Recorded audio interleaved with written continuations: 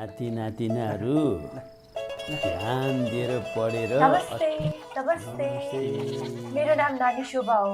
म चाहिँ जनगणना गर्न गणक भएर आएकी। मनिता बुढाथोकीको घर यही हो। यही हो नानी, यही हो। बुहारी यहाँ बाहिर आऊ त बा। यहाँ जनगणना गर्ने गणक नानी आउनु भएको।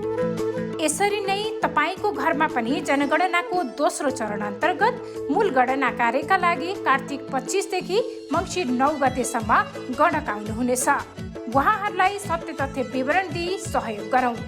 जनगणनाको पहिलो चरणमा सूचीकृत भएका वा छुटेका सबै परिवारले यस चरणमा पनि कोभिड-19 संक्रमणको सुरक्षा मापदण्ड पालना गर्दै आफ्नो परिवारका सबै व्यक्तिको विस्तृत विवरण दिउँ। यस चरणमा कोही पनि नछुटाउँ र कसैको पनि दोहोरो स्थानबाट गणना नगराउँ। मेरो गणना मेरो सहभागिता, राष्ट्रिय जनगणना 2078, केन्द्रीय तथ्याङ्क विभाग।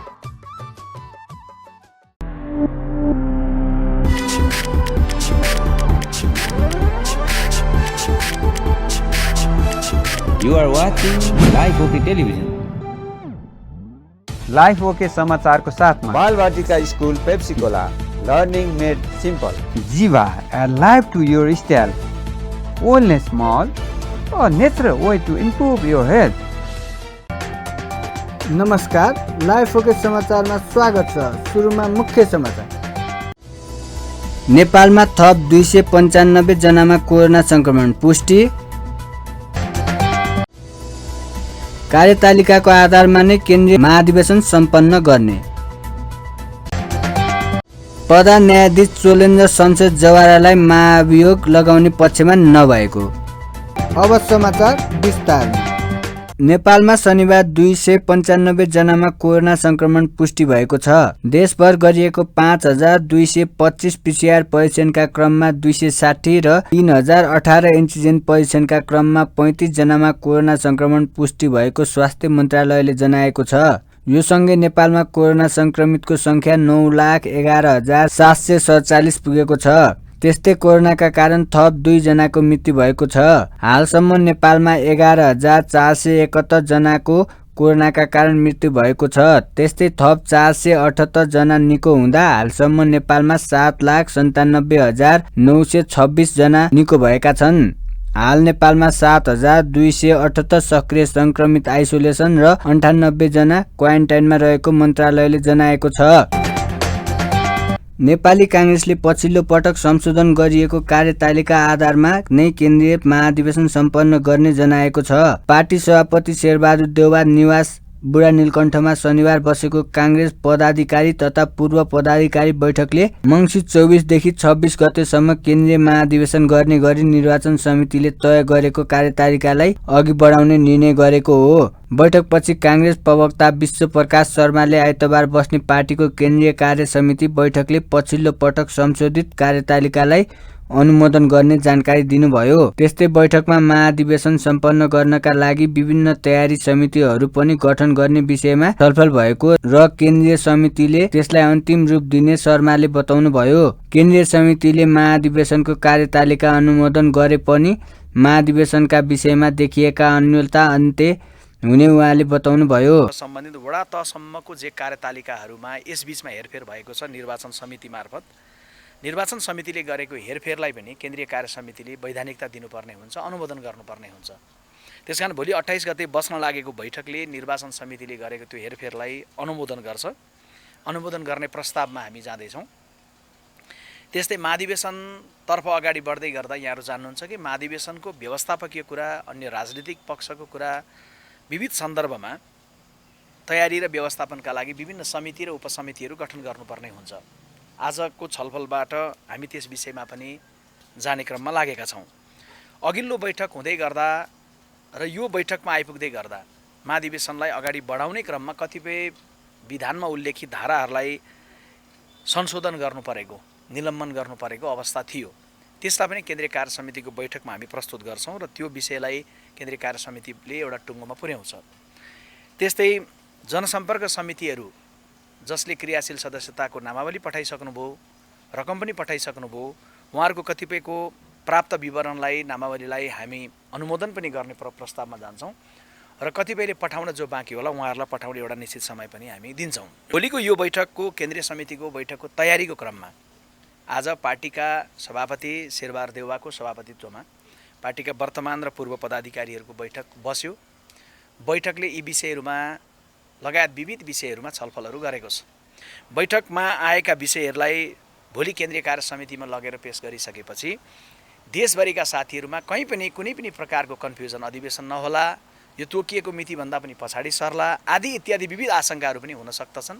यो सबै आशंकाहरूलाई सम्पूर्ण रूपले निवारण गरेर नेपाली काङ्ग्रेसको सम्पूर्ण रूपले ध्यान अब महाधिवेशनतर्फ हुन्छ र भोलिको बैठकले यी विषयहरूलाई थप प्रकाश पार्नेछ। त्यस्तै यसअघि रोकिएको प्रदेश सभाको अधिवेशन पनि तोकिएको समयमा नै हुने काङ्ग्रेसले जनाएको छ। क्रियाशील सदस्य विवादका कारणले ढिलाइ भएको 13 जिल्लाको ओडा अधिवेशन पनि शनिबारबाटै सुरु भएको छ। यद्यपि सर्लाहीमा पार्टीका निर्वाचन अधिकृतले राजीनामा दिएको कारण ओडा अधिवेशन हुनेमा अन्योलता कायमै छ। काङ्ग्रेस निर्वाचन समितिले कार्तिक 11 गते महाधिवेशनको संशोधित कार्यतालिका प्रकाशित गरेको थियो। नेकपा एमालेका नेता टोपबहादुर रायमाझीले प्रधान न्यायाधीश चोलेन्द्र शमशेर जवारालाई महाअभियोग लगाउने पक्षमा नभएको बताउनु भएको छ। रिपोर्टर्स क्लब नेपालले शनिबार काठमाडौँमा गरेको साक्षात्कारमा उहाँले प्रधान न्यायाधीशलाई महाअभियोग लगाउनेतिर एमालेको सोच नभएको बताउनु भएको हो। रायमाझीले प्रधान न्यायाधीश जवाराको मात्रै राजीनामा मागेर समस्याको समाधान नहुने पनि जिकिर गर्नुभयो। उहाँले नेपालमा पछिल्लो समय एकपछि अर्को गरेर संविधान विरोधी काम भएको आरोप लगाउनुभयो। पार्टी फुटाउनका लागि अध्यादेश ल्याइएको भन्दै उहाँले कार्यपालिका, न्यायपालिका र व्यवस्थापिकालाई कमजोर बनाउने काम गठबन्धनको सरकारले गरेको धारणा राख्नुभयो। त्यस्तै रायमाझीले एमसीसीमा भएको गलत प्रावधानलाई हटाएर मात्रै संसदबाट पारित गरिनुपर्ने बताउनुभयो। सरकार पक्ष र प्रतिपक्षको बीचमा अपवित्र गठबन्धन भनेर बनेको जो सरकार छ, यो सरकारका समर्थक जसले आफूलाई चाहिँ न्यायमूर्तिहरू ठान्नुहुन्छ, वकिल अधिवक्ता ठान्नुहुन्छ, उहाँहरूले चाहिँ वास्तवमा ल्याएको विषय यो बीचमा यति धेरै नै यो 1-2 महिनाभित्रमा 2-4 महिनाभित्रमा यति धेरै जात्रा गरियो नेपालमा, यो दुनियाँमा नभएको राजनीतिक रूपमा त धेरै नै एउटा दुनियाँमा नभएको नजिर काम, नकारात्मक नजिर काम गरिएको छ, जो यसभन्दा पहिले मैले राखिसकेको छु र त्यो स्पष्ट आइसकेको छ। जो परमादेशबाट सरकार बनाउने, जनादेशलाई अपमान गर्ने, जनादेशलाई कदर नगर्ने, जनादको विरुद्धमा परमादेशबाट सरकार बन्ने जो काम भयो, यो दुनियाँमा नभएको काम भएको छ। यो संविधान विरोधी काम, संविधानलाई धराशायी पार्ने र संविधानलाई अपमान गर्ने र संविधानलाई अस्वीकार गर्ने, संविधानको रक्षा भन्दा पनि संविधानलाई ध्वस्त गर्ने काम जो गरियो त्यो बेठीबन्द। अर्को कुरा, पार्टी फुटाउनको लागि अध्यादेश जस्ता कामहरू जो गरियो, यो दुनियाँमा नभएका, यो चाहिँ वास्तवमा राजनीतिक पार्टी सम्बन्धी, दल सम्बन्धी नीति नियम भन्दा बाहिर गएर जुन किसिमको काम गरियो, यो ज्यादै नै निकृष्ट काम भएकै थियो। र कार्यपालिका, न्यायपालिका र व्यवस्थापिका मध्ये व्यवस्थापिकालाई संसद ध्वस्त गरियो, परमादेश मार्फत, अध्यादेश मार्फत त्यो ध्वस्त गरियो, त्यसको अपमान गरेर त्यसलाई धराशायी पार्ने काम गरियो भने। अर्को कुरा के छ भन्नुहुन्छ भनेदेखि, जो कार्यपालिका छ, कार्यपालिकामा पनि कुनै एउटा सिस्टममा चलाइए सत्ता पक्षका मान्छेहरू प्रतिपक्षसँग मिलेर सरकार बनाउने, त्यो महागठबन्धन बनाउने, सरकारको विरुद्धमा विपक्षहरूले गठबन्धन बनाउने, महागठबन्धन गराउने, सहकार्य गर्ने कुरा, एकता गर्ने कुरा, कार्यता गर्ने कुरा स्वाभाविक मानिन्छ। तर चाहिँ के छ भने विपक्षको विरुद्धमा सत्ता पक्षहरूले महागठबन्धन गर्ने रे। यस्तो प्रकारको जात्रा पनि यो देशमा यो कार्यपालिकामा हामी देखिरहेका छौँ। अर्को हामीलाई सबैलाई जानकारी छ न्यायपालिका। अब रह्यो न्यायपालिका। न्यायपालिकामाथि पनि अहिले जे चाहे त्यो परमादेशको सन्दर्भमा चाहे अध्यादेशको सन्दर्भमा चाहे अन्य सन्दर्भमा प्रधान न्यायाधीश लगायतका न्यायमूर्तिहरूले सहकार्य गरेर निर्णय गरिएको छ, जसमा साक्षात्कारमा जनता समाजवादी पार्टी नेपालका नेता मनिष सुमनले अहिले अदालतभित्र भइरहेको विवादको विषयमा आफ्नो पार्टीले नजिकबाट नियालिरहेको भए पनि यसबारेमा कुनै धारणा नबनाएको बताउनुभयो। अदालतभित्रको चलिरहेको आन्दोलनबारे पनि जानेर नै मौन रहेको उहाँको भनाइ छ। हामी एउटा अनुशासित पार्टी हो। जनता समाजवादी पार्टी एउटा अत्यन्त अनुशासित पार्टी हो। सुरुदेखिको हाम्रो के छ भने नि अदालतप्रति नेपाली जनताको अगाध आस्था छ। अदालतले कसैलाई तिमी हत्यारा हो, तिमीलाई फाँसी दिनुपर्छ भनेपछि पनि त्यसलाई स्वीकार हुने यो मुलुकमा तिमीलाई आजन्म कैद दिनुपर्छ भनेर त्यो आजन्म कैद पनि स्वीकार्ने यो मुलुकमा अदालतप्रति कसैको अनास्था होला भन्नै सकिन। अदालतप्रति अगाध आस्था छ। अदालतको कुनै निर्णयका विरुद्ध जनता समाजवादी पार्टीको कुनै पनि कार्यकर्ताले बोल्दैन, त्यो हाम्रो लागि प्रिय होस् अप्रिय होस्। तर हामी आफ्नो पार्टीको हित अहितलाई देखेर अथवा स्वार्थी मनचित्तले अदालतका कुनै निर्णयका विरुद्ध बोल्ने नै गरेका छैनौँ। तसर्थ पनि म फेरि दोहोऱ्याउँछु, अहिले चलिरहेको अदालतको चाहिँ आन्दोलन यद्यपि जनता समाजवादी पार्टीको दुनियाँभरिमा चलेको कुनै पनि विधिको लागि चलेको आन्दोलन, तपाईँलाई के भन्छ भाषाको लागि चलेको आन्दोलन, समानताको लागि चलेको आन्दोलन, समाजवाद स्थापनाका लागि चलेको आन्दोलन सबैप्रति हाम्रो सोलिडारिटी छ। यहीँ बसेर भए पनि ऐक्यबद्धता छ। तर अदालतमा जारी अहिले आन्दोलनको बारेमा हामी एकदम मौन छौँ र जानेर पीडित रूपले नै मौन छौँ र भन्छौँ र हामी त्यसमा पढ्न चाहन्नौँ। मलाई के लाग्दछ भने बाल एसोसिएसनले जस्ता विद्वान अधिवक्ताहरूको एउटा थलो तपाईँलाई श्रीमानहरू त्यस्ता विद्वान श्रीमानहरू नै आन्दोलनको अङ्ग भएकोले त्यो आन्दोलनले छिट्टै निकास पाउला। तपाईँहरूले सोधे जस्तै अहिले प्रधान न्यायाधीशमाथि लगाइएको के आरोप छ भन्ने त प्रश्न छैन। सबै आरोप आफैमा कटाउ छ। तसर्थ फलानु नै आरोप हो भन्ने पनि तपाईँलाई ठम्याइ नसकेको अवस्थामा त्यो एउटा गुप्त आन्दोलन जस्तै देखिरहेका छौँ हामीले। खै त्यो आन्दोलनको विरुद्ध पनि केही बोल्नु छैन। त्यो आन्दोलनप्रति हाम्रो ऐक्यबद्धता या समर्थन गरेर भौतिक रूपले हामी उभिनेवाला पनि छैनौँ र प्रधान न्यायाधीशमाथि महाभियोग लगाउनलाई पनि कमसे कम तपाईँलाई साधारण बहुमत महाभियोग प्रस्ताव दर्ता गर्न चाहिन्छ। पारित हुन त 2/3 नै चाहिन्छ।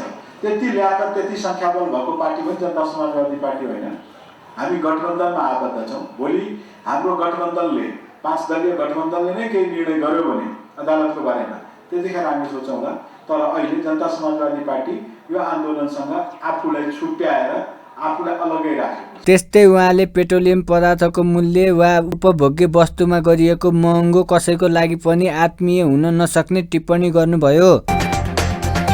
नाति नातिनाहरू ध्यान दिएर पढेर। नमस्ते नमस्ते, मेरो नाम नानी शोभा हो। म चाहिँ जनगणना गर्न गणक भएर आएकी। मनिता बुढाथोकीको घर यही हो? यही हो नानी, यही हो। बुहारी यहाँ बाहिर आऊ त बा, यहाँ जनगणना गर्ने गणक नानी आउनु भएको छ। यसरी नै तपाईँको घरमा पनि जनगणनाको दोस्रो चरण अन्तर्गत मूल गणना कार्यका लागि कार्तिक 25 देखि मङ्सिर 9 गतेसम्म गणक आउनुहुनेछ। उहाँहरूलाई सत्य तथ्य विवरण दिई सहयोग गरौँ। जनगणनाको पहिलो चरणमा सूचीकृत भएका वा छुटेका सबै परिवारले यस चरणमा पनि कोभिड-19 सङ्क्रमणको सुरक्षा मापदण्ड पालना गर्दै आफ्नो परिवारका सबै व्यक्तिको विस्तृत विवरण दिउँ। यस चरणमा कोही पनि नछुटाउँ र कसैको पनि दोहोरो स्थानबाट गणना नगराउँ। मेरो गणना मेरो सहभागिता, राष्ट्रिय जनगणना 2078, केन्द्रीय तथ्याङ्क विभाग। एकीकृत समाजका अध्यक्ष माधव नेपालले अहिलेको लडाईँ दक्षिणपन्थी र प्रतिगमन विरुद्ध भएको बताउनु भएको छ। शनिबार काठमाडौँमा पार्टी निकट समाजवादी प्रेस संगठनको घोषणा सभालाई सम्बोधन गर्दै अध्यक्षले कम्युनिस्टहरू सकारात्मक सोचका साथ अघि बढ्नुपर्ने भन्दै अहिले आफूहरूको लडाईँ दक्षिणपन्थी र प्रतिगमन विरुद्ध भएको बताउनु भएको हो। उहाँले आफूहरूले सामाजिक न्याय सहितको समाजवाद चाहेको धारणा पनि राख्नुभयो। त्यस्तै उहाँले पछिल्लो समय देशभर समाजवादी पार्टीमा आकर्षण बढेको र प्रवेश गर्नेहरूको लहर चलिरहेको दावी गर्नुभयो। अध्यक्ष नेपालले गलत प्रवृत्ति र बानी त्याग्न पत्रकारहरूलाई सुझाव दिनुभयो। उहाँले जनतालाई सुसूचित गर्ने कामका साथै देशलाई मार्गदर्शन गर्ने माध्यम बन्न आग्रह गर्नुभयो। राजनीतिमा अहिले हाम्रो जुन लडाईँ हो त्यो लडाईँ दक्षिणपन्थ विरुद्धको लडाईँ, प्रतिगमन विरुद्धको लडाईँ। यो लडाईँ भनेको व्यक्तिवाद विरुद्धको लडाईँ हो। यो एकदलीयता, एक व्यक्ति तानाशाही प्रवृत्ति विरुद्धको लडाईँ हो। यो निरङ्कुश प्रवृत्ति विरुद्धको लडाईँ हो। यो लडाईँ सामूहिकताको निम्ति, यो लडाईँ देशभक्तिको निम्ति, यो लडाईँ लोकतान्त्रिक मूल्य र मान्यताको रक्षाको निम्ति, त्यसको परिपालन गर्नका निम्ति र अग्रगमनतर्फको यात्रालाई सहज बनाउनको निम्ति लडाईँ हो। हामी समाजवादको यात्रामा जान चाहन्छौँ। हामी समाजवादको नेपाली मोडेल विकास गर्न चाहन्छौँ। नेपाली विशेषताको समाजवाद, यो समाजवादको आदर्शबाट हामी अघि बढ्न चाहन्छौँ। समाजवादको आदर्श के हो? यो समानता, सामाजिक न्याय, जनताको समृद्धि, यो नै समाजवादको उद्देश्य हो। न्याय, समानता र समृद्धि, यो न्याय, समानता र समृद्धिको यात्रामा हामी अगाडि बढ्छौँ। हामी सबै खालका अनुचित कुराहरूको विरोध गर्छौँ, चाहे त्यो भ्रष्टाचार होस्, अनियमितता होस्, शोषण होस्, उत्पीडन होस्, दमन होस्, भेदभाव होस्, असमानता होस्, यी सबैको हामी विरोध गर्न चाहन्छौँ। तपाईँहरू पनि साँझ पर्ने बित्तिकै कुनै होटल, त्यो पनि 5 तारे होटल धाइकन कसैले मौका दिएर नखाइकन निद्रै नलाग्ने अवस्था पक्कै पनि छैन होला। यो कुरा भएको थाहा पायो भने म राम्रो मान्दिनँ। त्यसले तपाईँलाई, तपाईँको स्वास्थ्यलाई पनि खराब गर्छ। म सुझाव दिन चाहन्छु, रक्सीले मान्छेको स्वास्थ्य खतम पार्छ, आयु घटाउँछ, रोग निम्त्याउँछ, रोगी बन्नुहुन्छ तपाईँ। त्यसपछि तपाईँलाई पैसाको अनाप। कार्यक्रममा संगठनको नेतृत्व चयनमा एकलौटी गरेर वास्तविक पत्रकारलाई व्यवस्था गरिएको भन्दै केही पत्रकारले आपत्ति जनाएका थिए। समाजवादीका प्रचार विभाग प्रमुख जगन्नाथ खतिवडाले छुटेका व्यक्तिहरूलाई समायोजन गर्ने आश्वासन दिए पनि उनीहरूले कार्यक्रम नै बहिष्कार गरेका थिए। शम्भु श्रेष्ठले अध्यक्षमा स्वीकार गरे पनि अन्य पदाधिकारी चयन भने विवाद देखिएको छ। नेकपा एकीकृत समाजवादीका अध्यक्ष माधव कुमार नेपालले एमालेमा रहेका केही नेताहरूको बिजोग भएको तर्क गर्नुभएको छ। समाजवादी काङ्ग्रेस काठमाडौँ सम्पर्क मञ्चले शनिबार काठमाडौँमा गरेको कार्यक्रममा अध्यक्ष नेपालले एमाले अध्यक्ष केपी ओली सुधिन्छन् कि भनेर एमालेमा बसेका नेताहरूको बिजोग भएको तर्क गर्नुभएको हो। उहाँले अहिले पनि एमाले भित्र ओलीले गुट नै चलाइरहेको धारणा पनि राख्नुभयो। नेपालले केही नेताहरू समाजवादीमा फर्कने क्रम सुरु भइरहेको दावी गर्नुभयो। पुराना पार्टीसँग विद्रोह गरेर बनेको पार्टीमा जनलहर र उत्साह देखिएको उहाँले बताउनुभयो। उहाँले आउने राष्ट्रिय सभा निर्वाचनमा मिलेर जाने सहमति गठबन्धन बीच भएको भन्दै अबको निर्वाचनमा एमालेको पत्ता साफ हुने उल्लेख गर्नुभयो। अबको निर्वाचनमा कलम चिन्हका साथ जनतामा जाने र जनताले विश्वास गर्ने उहाँको भनाइ छ। केही साथीहरू जो उसको विरोधमा हुनुहुन्थ्यो, उहाँले के सुध्रिनुहुन्छ कि भन्ने ठानेका थिए, सुध्रिनुहुन्छ कि भन्ने ठानेको अहिले त्यहाँ बसेर हरिविजोग भएको छ। केपीओले पनि मतलबै राखेको छ भनेपछि उनलाई मतलब छैन। किनभने गुट चलाउने मान्छे हो, भरभण्डारी फाउन्डेसन चलाइरहेका छन्, त्यही गुटको आधारमा उनी चलिरहेका छन्। त्यस अर्थमा जब पार्टी दक्षिणपन्थी दिशामा जान्छ र बाटो समाज छ, महन्त ठाकुरसँगको एकतालाई महत्त्व दिन्छ, राजप्रपासितको एकता, राजावादीसँगको एकतालाई महत्त्व दिन्छ। अनि क्रान्तिकारी पार्टीहरू, क्रान्तिकारी नेताहरू, चाहे वामपन्थीहरू किन होस्, कम्युनिस्ट पार्टी किन होस्, चाहे लोकतन्त्रको गणतन्त्रको निम्ति लाग्ने अरू पार्टी किन होस्, तिनीहरूलाई व्यवस्था गर्छन् भने त्यस्तो अवस्थामा त्यो दक्षिणपन्थी बाटोमा जानेहरूको पछि पछि लाग्ने हो। हामी लागेको किन हो? राम्रो बाटोमा जानका लागि, राम्रो उद्देश्य हासिल गर्नका लागि। त्यतिकै आँखा चुन्न लागेको है। विचारमा बुझेर न्यायको आवाज हो भने ठानेर, सत्य र न्यायको लडाइँ हो भने ठानेर, सत्य र न्यायको लडाइँ नै जब लडिँदैन भने, असत्य र अन्यायको पक्षमा उभिन्छ भने त्यो अन्याय र असत्यका विरुद्धमा आवाज बुलन्द गरिन्छ, विद्रोह गरिन्छ। र अहिले हामी देखिरहेका छौँ हाम्रो पार्टी यो पुरानो पार्टीसँग विद्रोह गरेर देशैभरिको सङ्गठनको सञ्जाल विस्तार गरिरहेको छ। चलियो नयाँ आएको पार्टी जस्तो मान्छे खोजेर हिँड्नुपर्ने पार्टी हो। हिजैदेखि झन्डै आधा पार्टीका मान्छेहरू हाम्रो साथमा हुनुहुन्थ्यो। नौ महाधिवेशनमा पनि हुनुहुन्थ्यो, निरन्तर हामीलाई साथ दिनुभएको थियो। ती सबै पङ्क्तिहरू हाम्रो साथमा हुनुहुन्छ। अरू कतिपय व्यक्तिहरू बिचमा धुलमुल पनि गर्नुभएको थियो, उहाँहरू पनि हाम्रो साथमा आउन थाल्नु भएको छ। अस्ति भर्खरै म डडेलधुरा जिल्लामा गएँ। डडेलधुरा जिल्लाका जिल्ला अध्यक्ष, त्यहाँका अत्यन्तै प्रभावकारी नेता हामीले डाक्टर तारा जोशी उहाँ सहित अब त 2-4 जना कुनै बाँकी हुन् जिल्ला कमिटीमा, जम्मै सिङ्गै जिल्ला कमिटी एमाले छोडेर हाम्रो पार्टीमा प्रवेश। यी सबै स्थितिबाट हामी अब यही बिचमा तपाईँलाई थाहा छ 5वटा दल जो सरकारमा छौँ हामी, 5 दलको बिचमा सहमति भएको छ कि आउने राष्ट्रिय सभाको चुनावमा र उपनिर्वाचनमा रिक्त भएको ठाउँमा हुन्छ चुनाव। त्यो उपनिर्वाचनमा हामी 5 दल, हाम्रो एकीकृत समाजवादी, माओवादी, राष्ट्रिय जनमोर्चा, जनता समाजवादी र नेपाली कांग्रेस 5 पार्टी मिलेर चुनावमा जानेर केपी ओलीको पत्ता साफ गर्ने र ती सबै ठाउँमा कार्यक्रममा विभिन्न दलबाट आएका व्यक्तिहरूलाई अध्यक्ष नेपालले समाजवादी प्रवेश गराउनु भएको थियो। नेपाल विद्युत प्राधिकरणका कार्यकारी निर्देशक कुलमान घिसिङले विद्युत आपूर्तिको समस्या छिटै समाधान हुने बताउनु भएको छ। शनिबार बुटोलमा पत्रकारहरूसँग कुरा गर्दै घिसिङले विद्युत प्रसारण लाइन तथा सब स्टेसनको समस्याका बारेमा अहिले देखिएको विद्युत आपूर्तिलाई छिटै समाधान गरी भरपर्दो विद्युत सेवा उपलब्ध गराउन लागेको बताउनु भएको हो। उहाँले उत्पादन भएका विद्युतलाई सकेसम्म नेपालभित्रै खपत गर्ने बताउँदै उद्योगहरूले मागे जति विद्युत उपलब्ध गराउने बताउनु भयो। त्यस्तै उहाँले उद्योग, विद्युतीय सवारी साधनको प्रयोग तथा खाना पकाउनका लागि इन्डक्सन चुलोको प्रयोगलाई प्रोत्साहन गर्ने गरी शुल्कमा समेत छुटका व्यवस्थालाई जोड दिने बताउनु भयो। र केही समयपछि यो जुन लाइनको ओभरलोडिङहरू छ त्यसलाई चाहिँ त्यसको समाधानको लागि अहिले मैनैयामा हाम्रो सबस्टेसन बनिरहेछ।